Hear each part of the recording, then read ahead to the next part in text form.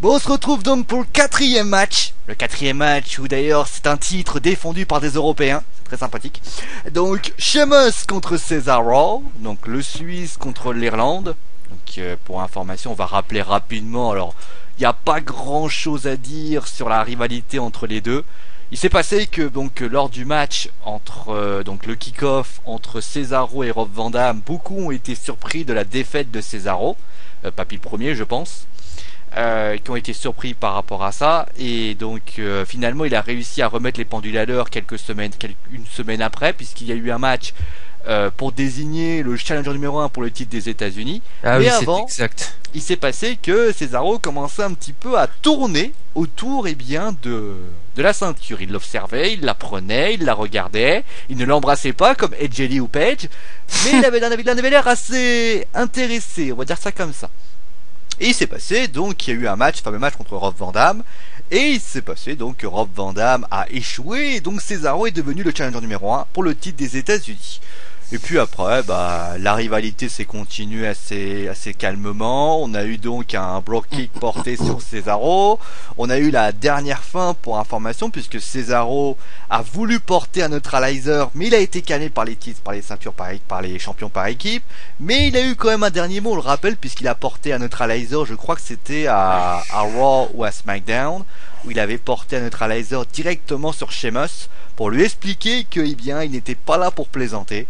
Et voilà un petit peu ce qui s'est passé entre les deux hommes.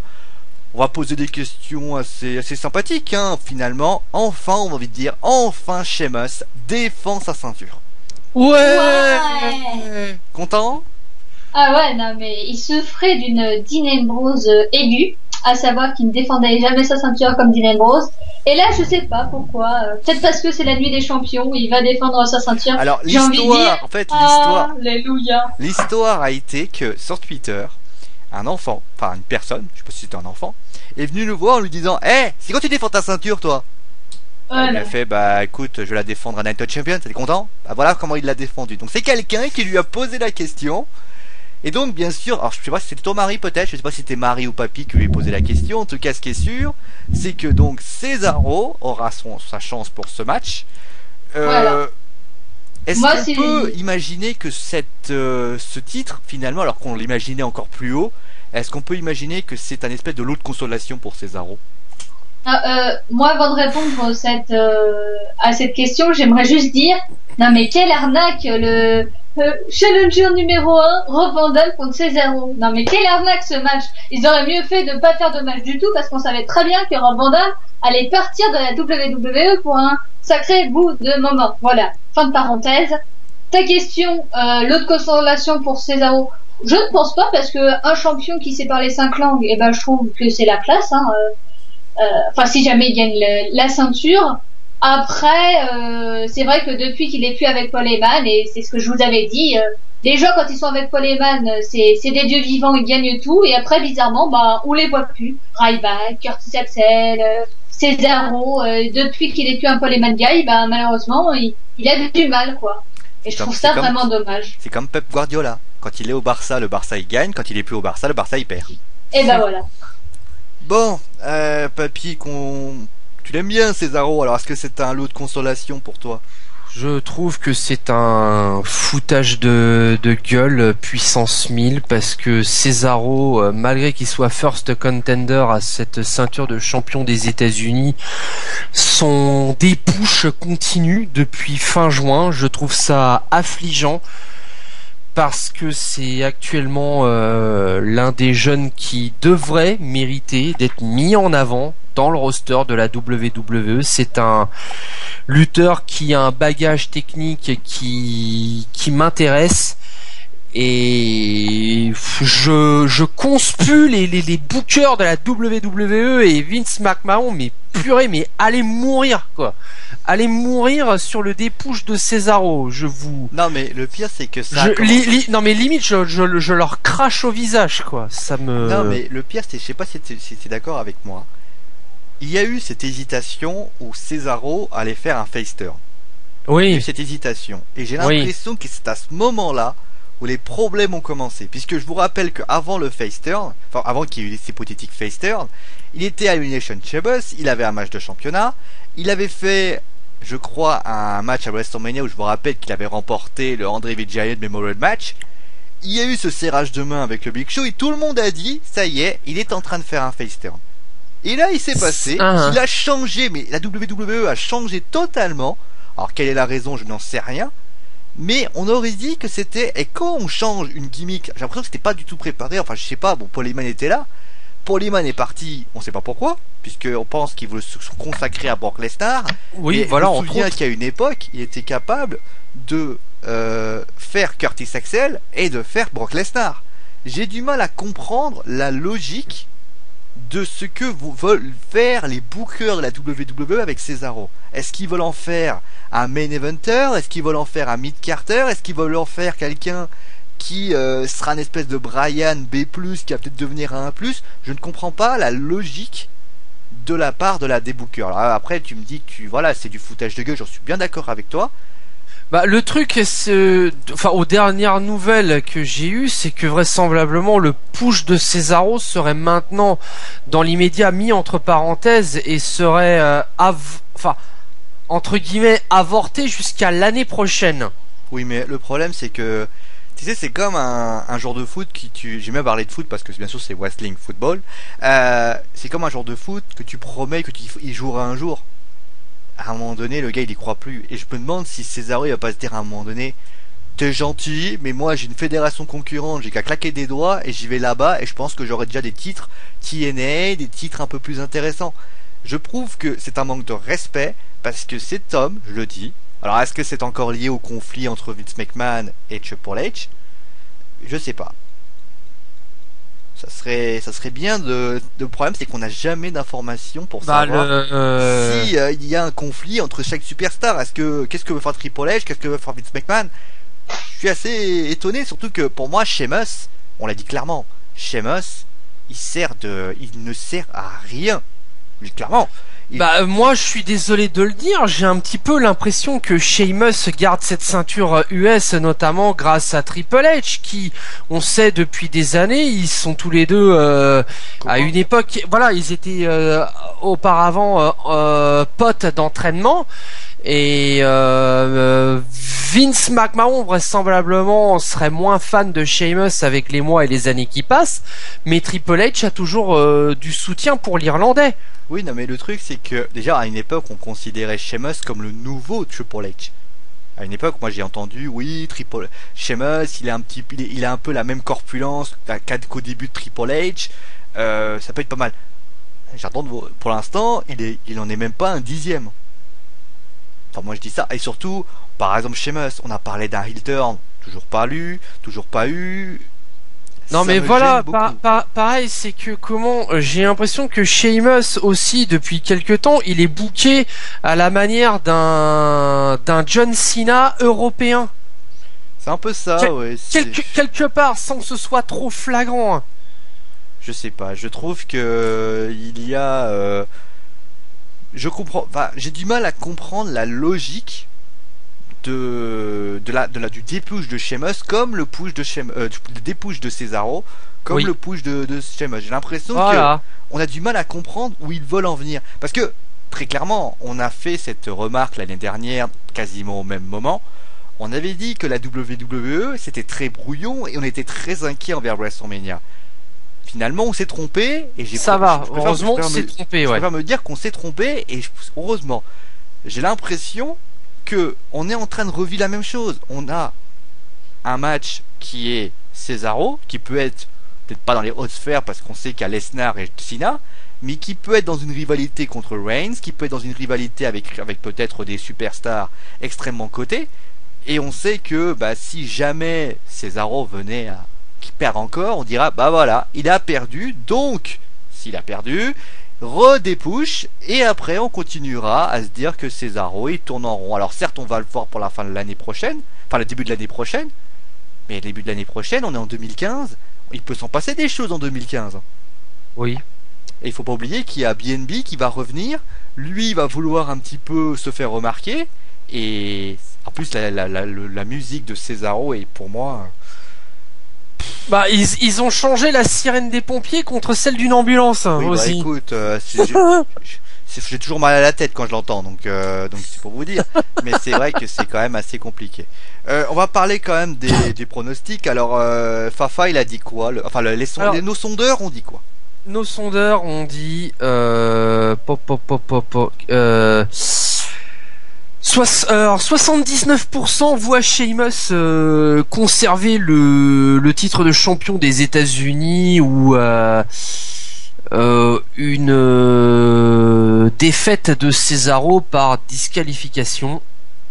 Et on n'a rien du tout en ce qui concerne le person ou le no contest, et Cesaro lui traîne malheureusement un peu la patte avec 21% qui estime que il serait le prochain champion des États-Unis ou qu'il gagnerait le match par 10K ou des comptes à l'extérieur du ring de Sheamus. Fabrice verrait bien Cesaro prendre cette ceinture des États-Unis pour faire un turnover, histoire de repousser Cesaro un petit peu, parce que depuis qu'il n'est plus un Paul Heyman guy, il ne gagne plus. Disons que je pense que le pronostic de Fabrice, quelque part, c'est peut-être une tentative désespérée, j'ai envie de dire putain, il faut qu'il gagne, merde. Non mais on est tous, mais c'est un peu, enfin, je sais pas si t'es d'accord avec moi, Papy, c'est un peu comme les Usos. On a envie que ça arrête, ça s'arrête, mais on se dit, ça s'arrêtera pas. Bah, moi, je pense que ça va être très relatif au niveau de mon prono, hein. Alors pour Julien, ouais. Julien, c'est pareil, Cesaro part tomber, il considère que le règne de Sheamus n'est pas du tout convaincant, à son plus grand désespoir, parce qu'on rappelle ouais. Pourtant, à une époque, je l'ai bien aimé, Sheamus, hein, surtout quand il était heel. Bah oui. Mais là, c'est clair que son face turn son statut de face, et encore plus, j'en ai parlé dans d'anciennes vidéos, depuis que Sheamus a perdu le championnat World Heavyweight, quand les deux titres mondiaux de la WWE étaient encore scindés, qu'il a perdu ce championnat World Heavyweight en défaveur du Big Show, son statut de face s'est cassé la gueule à vitesse grand V. Et on peut dire une chose, pour une fois, c'est pas la faute à Cena. Ouais, c'est clair. Pour une fois.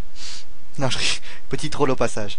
Sinon, il termine en disant que, il dit que Cesaro pourrait être l'un des futurs face, enfin plutôt futurs visages de la compagnie. Ouais. Et il semble être le challenger idéal. Je sais pas. Bon, Marie, qu'est-ce que t'en penses, toi? Malheureusement, Sheamus, j'ai envie de vous dire. Alors j'espère qu'il ne. C'est terrible quand même. Enfin, excuse-moi Marie, mais c'est terrible d'imaginer qu'on doit faire des choix par défaut, parce qu'on se dit. C'est clair. Surtout que Sheamus, moi, c'est pas son personnage, c'est le fait qu'il défende jamais sa ceinture en pay-per-view qui m'énerve une dîner-grosse aiguë, quoi. Déjà. Le mec, Et moi, ce qui me bassine, c'est que effectivement, depuis 2 ans et demi, je trouve que le personnage de Sheamus à la il tourne clairement en rond. Un putain de heel turn lui ferait le plus grand bien. Je le dis comme je le pense. Mais ça a été question d'ailleurs. Il y a été question. Et puis, à un moment donné, souvenez-vous, quand il y a eu ce... Et là, actuellement, Sheamus, je l'ai dit aussi, j'ai ce malheureux sentiment de me dire que Sheamus, il nous fait un champion des États-Unis, un John Cena européen du pauvre. Par tomber ou par soumission? Alors, par disqualification ou par... Non, par tomber, mais aussi ce qui m'énerve aussi, c'est la construction des storylines et des rivalités, parce que j'ai l'impression que Cesaro, il est venu comme ça. Tiens, on va mettre Cesaro, demain on va mettre je sais pas trop qui. Non, mais s'il vous plaît, un peu de rivalité. Alors là, j'espère, mettez-nous quelqu'un, un Barrett, mais une bonne rivalité, une bonne construction, et plus de Sheamus. Voilà. Papy. Vraiment par défaut, ce match aussi m'a fait hésiter jusqu'à pratiquement la dernière minute, et je suis navré pour Cesaro, mais qui fait pourtant partie actuellement de mon top 5 et top 6 à la WWE, parmi mes superstars favorites du roster actuel de la World Wrestling Entertainment. C'est affreux parce qu'en fait, j'ai vraiment ce sentiment que ce dépush actuellement joue clairement en sa défaveur. Maintenant, il va falloir aussi se pencher sur le cas de Bray Wyatt, qui n'est pas sur la match card de ce Night of Champions 2014. Et toutes les rumeurs indiquent que Bray Wyatt, vers Hell in a Cell, va se tourner sur l'un des 2 titres secondaires de la WWE. Vous connaissez, j'apprécie énormément Bray Wyatt, je trouve qu'il a une gimmick du feu de Dieu dans un dérivé de ce que pourrait avoir Dean Ambrose. Dean Ambrose en Lunatic Fringe, mais Bray Wyatt, lui, j'ai toujours dit, c'est un petit peu le gourou de la secte Arishnu avec ses 2 disciples, Harper et Rowan, perdus dans la forêt, donc dans le bayou avec la forêt de Blair Witch. Seulement le truc, c'est que j'ai très peur du booking que va faire la WWE. Alors, Bray Wyatt va-t-il se tourner vers Dolph Ziggler ou Sheamus? Je vous avouerai que la seconde possibilité me plairait davantage parce que j'ai rien à la base contre Sheamus, mais là ce second règne de champion des États-Unis de Sheamus, je suis désolé pour les fans du Celtic Warrior, mais ce second run en tant que champion US ne va nulle part, ne mène nulle part. Sheamus squatte ce titre, il défend quasiment jamais ce championnat. Donc je ne vois pas pourquoi le Great White garderait ce titre alors que Bray Wyatt en aurait clairement besoin, putain de merde. En plus avec la dérouillée que s'est pris la Wyatt Family dernièrement à Raw par qui pour moi est absolument un scandale, mais j'en reparlerai au niveau du main event. Le truc c'est que, alors, si Bray Wyatt se tourne vers Dolph Ziggler, ce que les dernières news ont l'air de dire, vers qui va se tourner Sheamus? Et surtout, ça veut dire que Sheamus va encore squatter ce titre des États-Unis. Jusqu'à quand? Jusqu'à quand? Donc là, le problème, c'est que hormis Cesaro, qui est il sans trop l'être, pour moi, ça reste encore un avis purement perso, je me dis concrètement où est-ce qu'on s'en va pour Sheamus. Alors c'est comme j'ai dit, j'ai pas spécialement d'argument pour ce match. J'aimerais, je prie, je croise les doigts, je touche du bois pour que Bray Wyatt aille plus vers Sheamus plutôt que Dolph Ziggler, même si Bray Wyatt en tant que champion intercontinental, sur le principe ça me déplairait pas, parce que j'estime que Bray Wyatt mérite enfin un titre solo à la WWE, comme quoi même si j'ai beau louanger Dolph Ziggler, qu'il perde le titre en défaveur de Bray Wyatt, ça me déplairait pas trop, parce que Bray Wyatt, comme j'ai dit, j'en remets encore une couche, Bray Wyatt mérite un titre solo parce que j'adore ce mec, j'adore sa gimmick, j'apprécie globalement son moveset et ses techniques de catch. Donc oui, Bray Wyatt en tant que champion intercontinental ou encore plus même en tant que champion des États-Unis, oui. Mais voilà où va aller Sheamus après cette rivalité. Donc vraiment, par défaut, Sheamus part tomber Brock Kick. Mais après, c'est clairement le néant le plus total. Bo Dallas?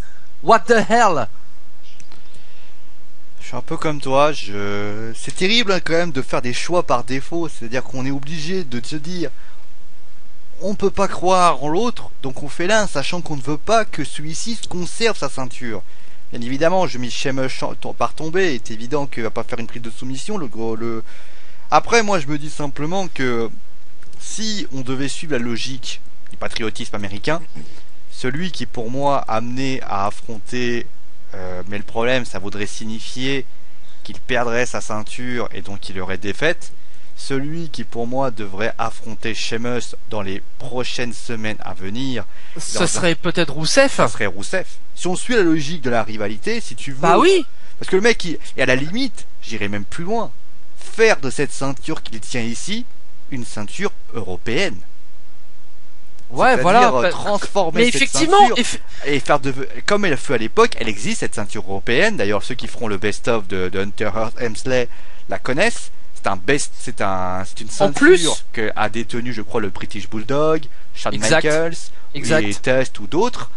Et donc, selon moi, celui qui doit prendre cette ceinture, et justement, si tu changes la ceinture et tu la fais devenir une ceinture européenne, mais ça pourrait créer une putain de bonne storyline. Voilà, et moi je me dis que Sheamus, après c'est vrai que moi je considère que Sheamus est un Irlandais, en plus on pourrait très bien dire l'Irlande, c'est l'Angleterre, c'est le Royaume-Uni, considérant que c'est le Royaume-Uni, il est affilié donc à notre cher ami notre oncle Sam, donc on peut considérer que Sheamus est donc un espèce de gars qui va vouloir défendre la patrie des anglo-saxons, c'est ça, des anglophones, anglo-saxons, ouais. Anglo-saxons, contre un Rousseff qui lui sera plus russe et qui va dire moi, de toute façon, moi je défends, on peut même aller plus loin, on peut même parler d'Union européenne, je ne sais pas, mais à un moment donné, à ce moment-là tu prends la ceinture et le lendemain tu la changes avec une ceinture européenne.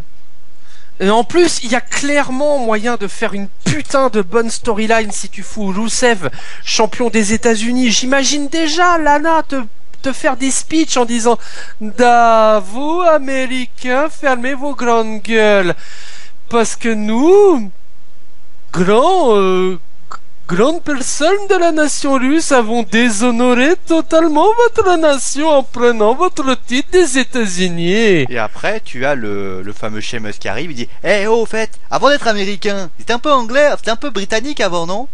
Donc après il peut prendre le côté dire moi, quand les Américains avaient besoin d'aide, il y a eu on peut essayer de trouver une storyline, un speech qui ferait que Sheamus défendrait sa ceinture à Hell in a Cell contre Rousseff, et là, la ceinture européenne, là, ça aurait de la gueule. Ouais, enfin, là, je viens de retomber sur une news et apparemment, une des prochaines toutes FUD, donc comme quoi ça n'irait peut-être pas à WrestleMania, ça se ferait avant. En fin d'année ou début d'année prochaine, Rousseff pourrait se retrouver en feud contre John Cena parce que Mark Henry lui servirait de palier. Je vous laisse deviner qui va l'emporter, bizarrement. Mais ça voudrait dire aussi, si on suit la logique, soit il aurait une ceinture, soit il n'y aurait pas de ceinture. Peut-être. Tout dépendra bien sûr du résultat du main event. Est-ce que vous avez au point, je l'ai pas dit, mais Sheamus tombé, je l'ai dit clairement.